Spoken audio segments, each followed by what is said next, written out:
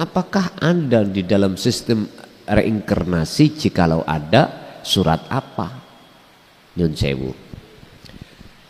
Secara syar'i tentang reinkarnasi di dalam Al-Quran tidak dijelaskan. Lah aslinya bagaimana? Assalamualaikum warahmatullahi wabarakatuh. Para pemirsa yang dirahmati Allah Subhanahu wa taala, pada kesempatan kali ini kami akan menyajikan sebuah tausiah dari Kiai Haji Mukhlason Rosyid atau Kuson dari Mojokerto. Semoga apa yang disampaikan oleh beliau bisa memberi manfaat bagi kita dan bisa menjadi pencerah perjalanan kita hidup di dunia dan di akhirat kelak.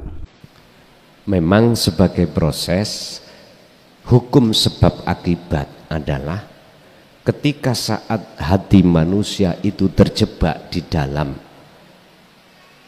mata dunia, otomatis akan lalai pada Allah. Ini sebagai proses. Lah terus hakikatnya iblis nafsu itu siapa?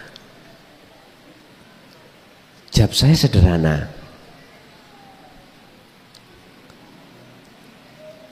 Orang yang hatinya, orang yang sudah Allah kehendaki masuk di dalam alam ahad, alam makrifat, maka semua nama-nama termasuk nama nafsu, nama iblis, kesenangan dunia, itu sudah tidak disebut. Karena apa? Sudah enggak ada. Ini kita akan bicara itu rokok tatkala prosesnya sudah selesai. Padahal sebelum dikatakan rokok ada proses namanya cengkeh. Oh, nama cengkeh, nama baku, nama apa kertas dan lain sebagainya. Tapi jikalau sudah dikatakan rokok, nama-nama yang seakan-akan itu berkolaborasi itu hilang semuanya, nggak ada. Kalau yang ditanyakan iblis itu siapa, nafsu itu siapa? Bagi orang-orang yang hatinya sudah dijatuhkan Allah di maqam musyahadah, jawabannya sederhana. Suhudul wahda fil kasroh. Banyak tapi tunggal. Dia mengatakan iblis itu bukan makhluk. Terus bingung mana ini? Iya Pak, kalau saya berbicaranya proses masih terjadilah hukum makhluk muncul. Tapi yang ku jawab ini tadi sudah sampai pada di tempat musyahadah, sudah enggak ada. Dalam makalah lain beliau katakan la ibsarun wa mubsarun wa basarun. Yang dikatakan kalau kita sudah jatuh di makrifat, maka la ibsarun yang disebut roh yang menghadap kepada Allah atau salik ini sudah nggak ada.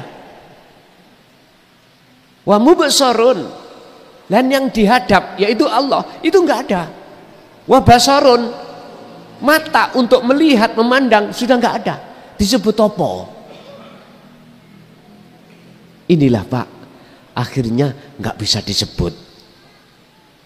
Umpamu terpaksa kami sebut, terpaksa lo ya, biar mempermudah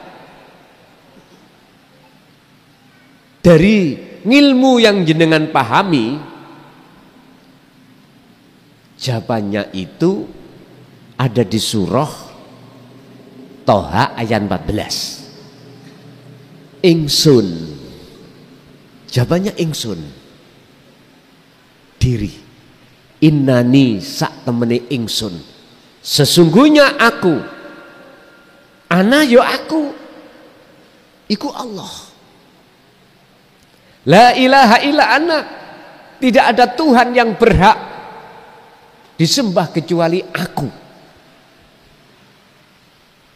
La ilaha illallah, Allahnya enggak ada, huwa yo enggak ada, anta yo enggak ada, tinggal ana.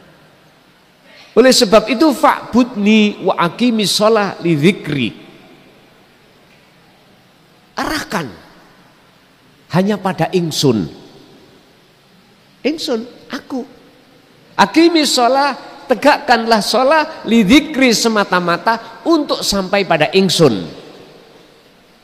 Makanya dalam hadits qudsi berkenaan dengan ayat ini Allah katakan, janganlah kau sembah namaku, sifat dan zatku, tapi sembahlah aku. Niki wangel cara udar-udarane kalau kita masih kuat dengan doktrin apa yang ada di dalam hukum pandangan kita yang ada di syariat. Mesti sik muncul makhluke, wis mboten ketemu, Pak. Mboten ketemu. Sehingga suatu saat jenengan ini ada kalanya penting hati lepas dari urusan dunia dan jadikan untuk berkomunikasi hanya pada Allah. Jadi jawaban saya tadi, siapa iblis atau nafsu yang menurut proses itu yang menjadikan sebab musababe kita terjerumus di dalam kesenangan dunia, berhubung jawab saya itu di jalur hakikat atau di makom musyahadah, makom di mana sudah tidak ada siapa-siapa yang ada kecuali Allah, saya jawab itu Allah.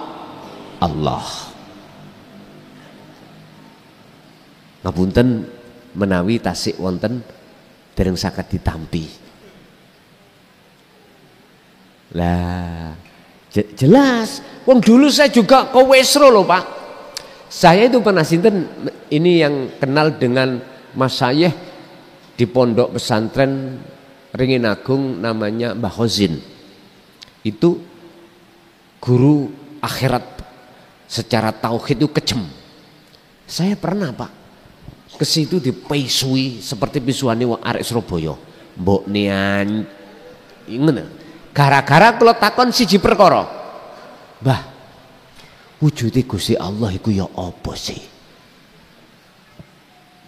Niki kan santri ndelok wodok. Jawabannya sederhana. Son, Gusti Allahmu iku wakeh. Tapi Gusti Allah ku iku ahad. Loh, lah bingung toh, Pak. Gusti Allah ning surat Al-Ikhlas iku ahad, kok jarene kula niki nyembah Gusti Allah sing akeh. Awale kula diprosesno lewat mriku, dibingungno lewat mriku. Sehingga menemukan satu jawaban. Jawabannya begini, kalau Allahku iku kuwatah, Pak. Berarti saya belum bisa ke ahad di dalam banyak. Apa yang ku cintai, aku tresno, apa yang ku imani, yang bersifatkan makhluk, yaiku Allahku. Berarti kuwatah toh, Pak? Kuwatah.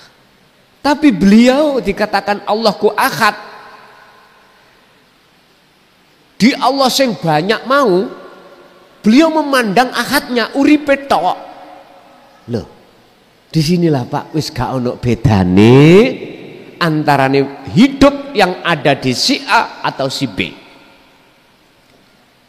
Jadi jawaban saya katakan itu Allah, itu maksudnya adalah hidup yang menguasai, bukan fisiknya. Paham nggih? Cuman pertanyaannya, mengapa Allah menjerumuskan hambanya, golongan hambanya ini, dan mengapa Allah satu sisi memberikan hidayah pada hamba yang dikehendaki? Ingat, jikalau Allah sudah memberikan hidayah pada hamba yang dikehendaki, maka tidak ada satu makhluk pun yang bisa untuk menyesatkan. Sebaliknya, jikalau satu hamba itu Allah sesatkan, tidak akan satupun ada selain Allah yang bisa memberikan petunjuk. Berarti dari dua kalimat ini, siapa yang dikatakan orang yang dapat petunjuk? Merekalah yang sendiko dawuh. Gimpun. Ngeten nih, si iri lo ngeten. Beliau itu, Gusti, tatkala mewain dunyo iki jenengan depke dateng kula, empun pisan-pisan jangan sekali-kali kula tergelincir di dalamnya dan jauh dari jenengan. Satu. Nomor dua, duh Gusti, tatkala saya jenengan jatuhkan menjadi orang yang miskin, janganlah kemiskinan ini menjadikan saya gelisah dan jauh dari panjenengan. Niki kan termasuk siire Abu Nawas toh. Seperti itu. Kula nggih mboten kiat nek terus menerus dengan panasnya api neraka. Iku pantese ngeten karepe Abu Nawas. Abu Nawas gak njaluk apa-apa, karepe wis Gusti berhubung saya tidak kuat, yes apike bagaimanalah, berarti harus dimasukkan sebelum masuk surga berarti diampuni segala dosa. Bapak Ibu, miturut Kanjeng Nabi dosa sing paling gedhe niku apa? Hubbud dunya khati'atun kabiratun. Cintane hati terhadap selain Allah. Masalah ini kok jatuhkan hati kita iman pada selain Allah. Mengapa dikatakan dosa yang paling besar? Karena ini akan menjadikan faktor menjadi dosa syirik.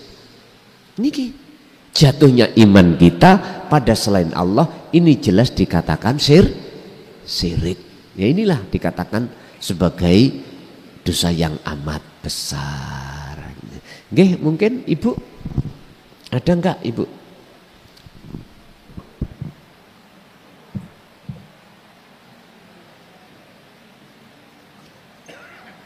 Kosong diwakilkan ke bapak-bapak.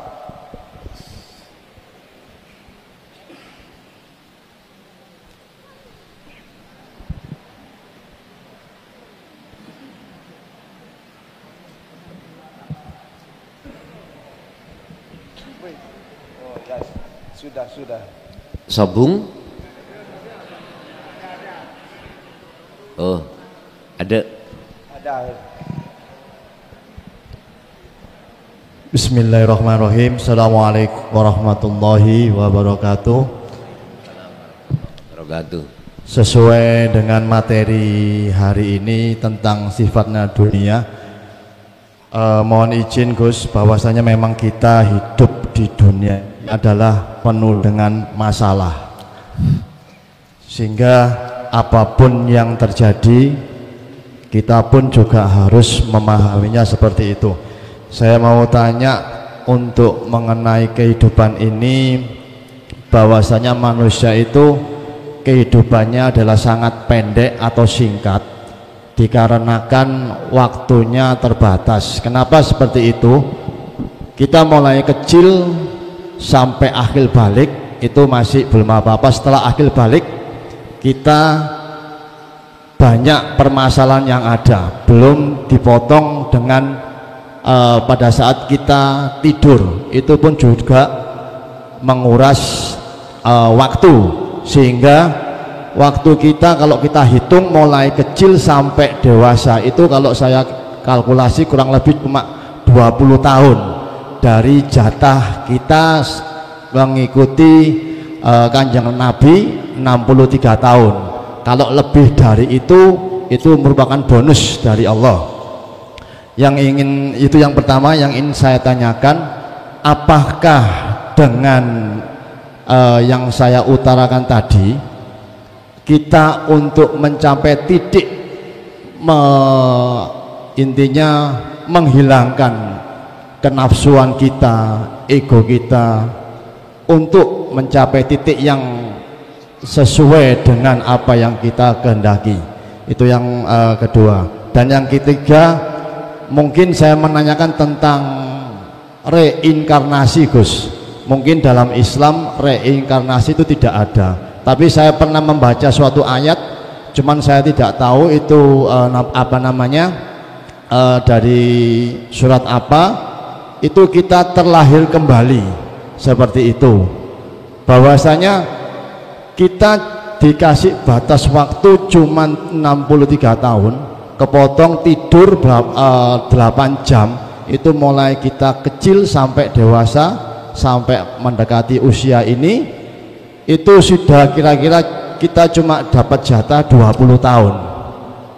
Nah, apakah dengan keterbatasan ini untuk mencapai titik tingkat kemakrifatan atau hakikat, apakah kita bisa melampaui itu? Sedangkan Gus sendiri juga saya pernah mengikuti ke YouTube-nya itu, bahwasanya pernah mengatakan, tadi pun juga mengatakan, kita kalau bisa jangan sampai sedoh dulu atau meninggal dulu sebelum kita terbuka hijab kita untuk menemukan sesungguhnya siapa diri kita ini. Itu aja, Gus. Mohon maaf atas segala kekurangan. Wabillahi taufik wal hidayah. Wassalamualaikum warahmatullahi wabarakatuh. Waalaikumsalam warahmatullahi wabarakatuh. Ini tidak bisa kita elakkan ketika saat kita di dunia ini terkait masalah kompleknya masalah. Nggak bisa. Cuman lewat saran di dalam makalah 32 ini, bagaimana caranya masalah itu justru menjadikan satu jalan hati kita untuk ketemu Allah. Dengan waktu yang singkat ini apakah bisa? Nyun sewu, Pak. Olehnya kita tertunda, nggak lekas-lekas usul dan tersikap hijab dalam hati kita, itu ada kepentingan nafsu yang paling halus dalam hati kita, yang banyak di antara kita yang tidak tahu. Apa? Pengakuan diri sebagai makhluk yang melakukan kholwat, yang melakukan zikir, yang melakukan apapun. Inilah halusnya halus.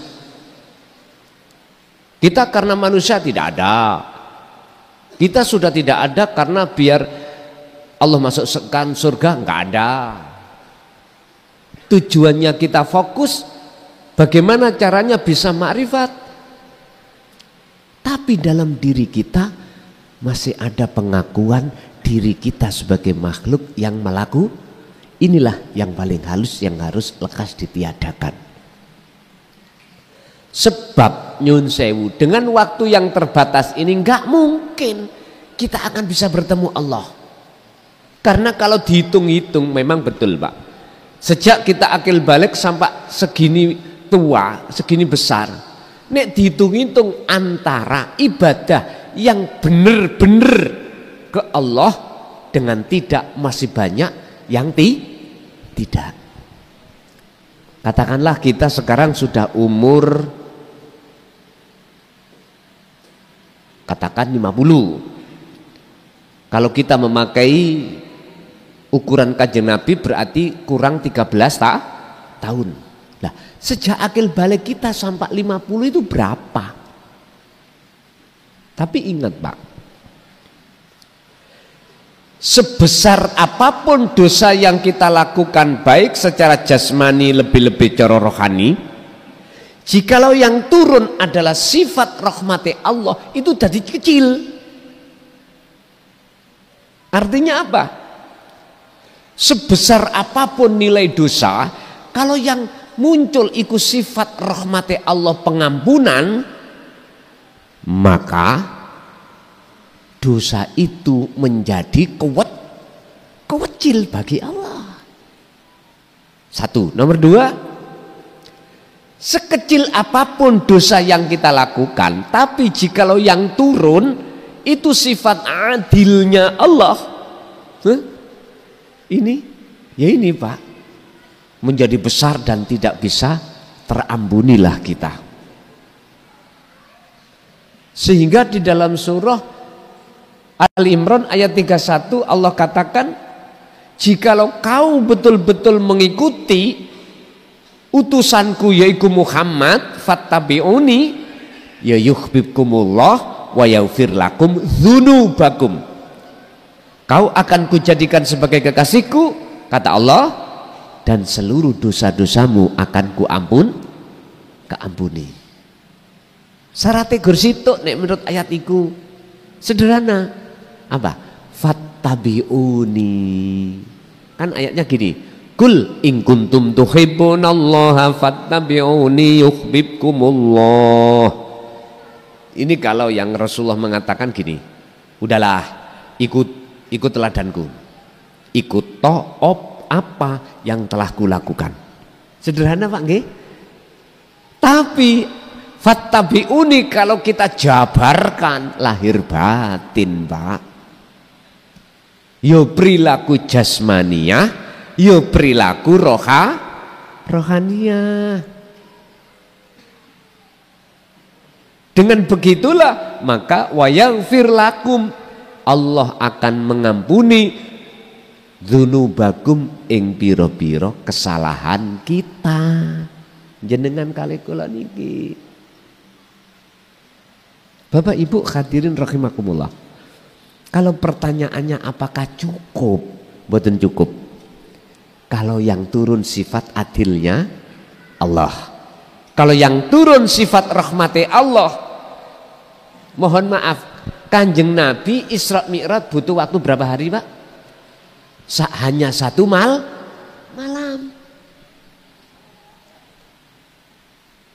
Intinya ngeten, kita jangan terbelenggu dengan besarnya dosa ini, kesalahan kita. Jangan. Kita harus terus di dalam hati ini bagaimana caranya rahmati Allah turun.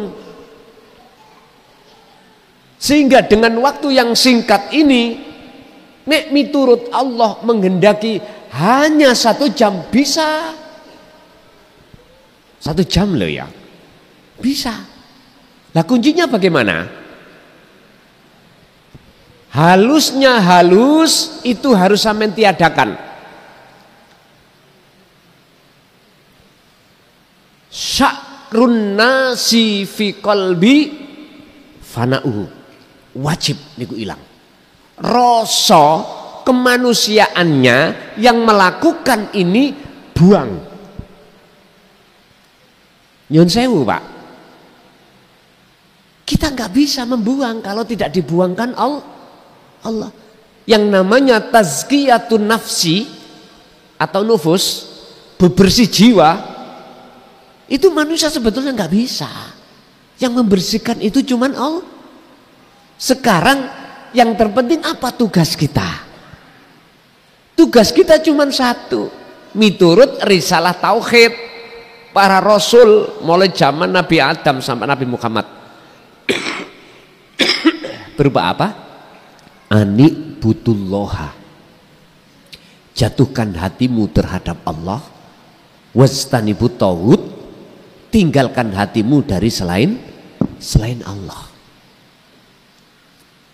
Hal ini sudah diajarkan di dalam sholat 5 waktu dalam diri kita Pak, yaitu berbunyi inni wajjahtu wajhiya.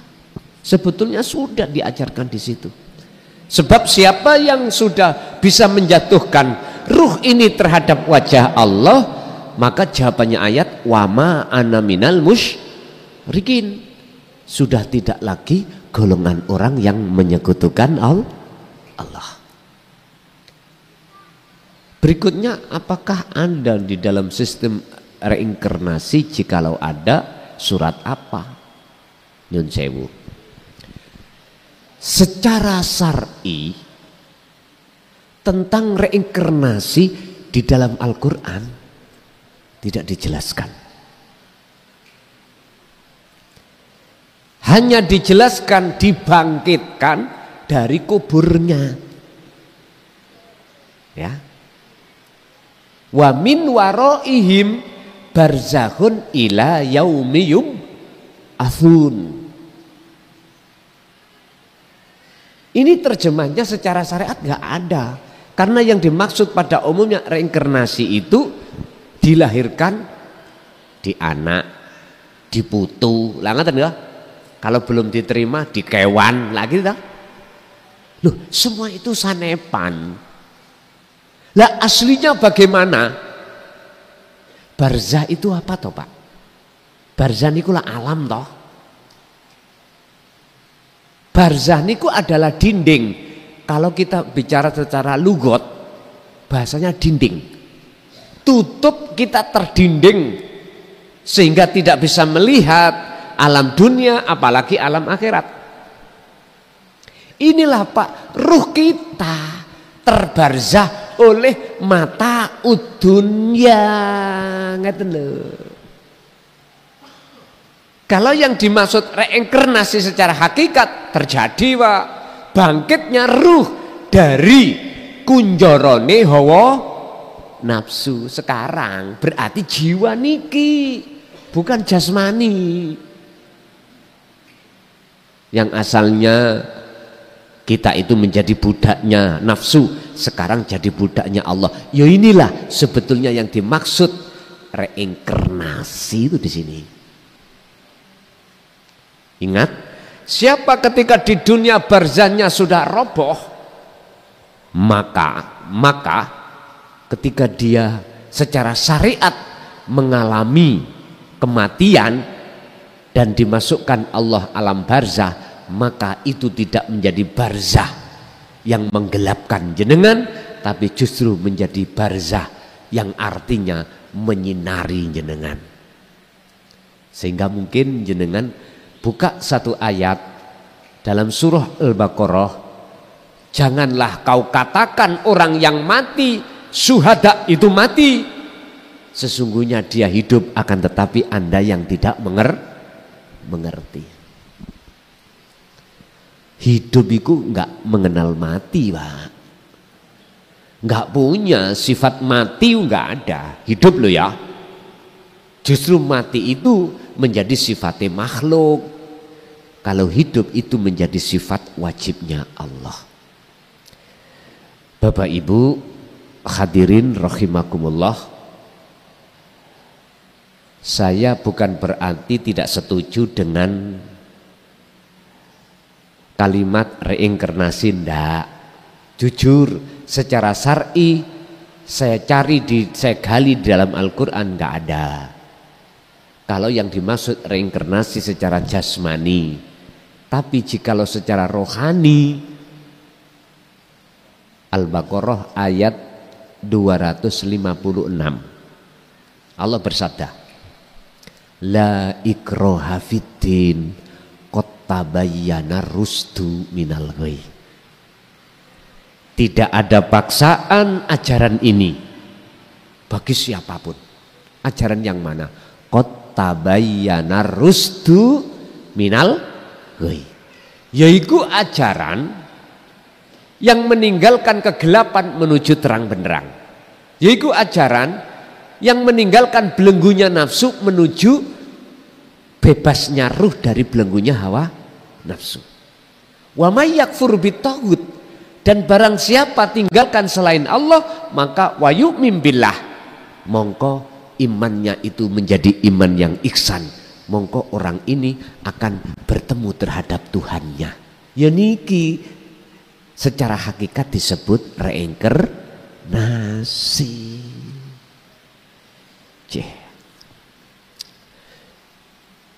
Cukup?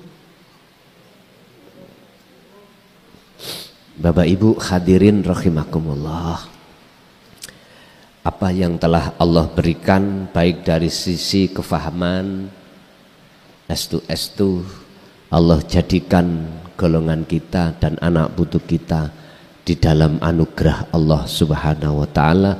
Lahumul Fatihah. Alhamdulillahirabbil alamin. Demikianlah tausiah dari Kiai Haji Mukhlason Rosyid, yang mana beliau adalah pengasuh Pondok Pesantren Jaya Baru yang terletak di daerah Mojokerto, Jawa Timur. Tepatnya yaitu ada di Kecamatan Bangsal, Desa Sumbertebu, Jalan Perjuangan, Gelonggongan. Beliau adalah ulama sufi, ulama tauhid yang mengajarkan ilmu-ilmu tauhid dan tasawuf, yang mana dalam ilmu ini juga berkaitan dengan ilmu leluhur Jawa yang mengutamakan ajaran kebatinan atau ilmu ruhani. Dan ilmu tasawuf tauhid ini mengajarkan supaya manusia tidak tersesat nantinya. Tahu sejatinya diciptakan itu harus bagaimana, dan ketika sudah meninggal harus ke arah mana jalannya. Semoga apa yang disampaikan oleh beliau Al-Mukarram Kiai Haji Mukhlason Rosyid benar-benar bisa memberi penerangan bagi kita yang buta akan pengetahuan dan gelapnya perjalanan untuk menempuh ke jalan Allah Subhanahu wa taala. Demikian, semoga bermanfaat. Wa'afu minkum.